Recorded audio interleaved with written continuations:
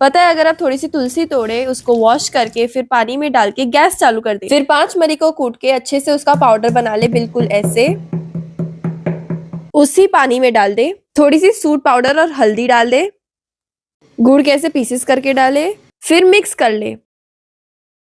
5 से 7 मिनट होने के बाद उसे ऐसे स्ट्रेन करके निकाल ले। ये है आपका काढ़ा रेडी। हमारे घर में किसी को भी सर्दी हो जाए ना, तो ये मैंडेटरी है। इसको पीते ही हीट फील होने लगेगी गले के आसपास। 2 दिन बस पी के देखो, आपकी सर्दी हो, कफ हो, सब निकल जाएगा। वीडियो को सेव जरूर कर लेना।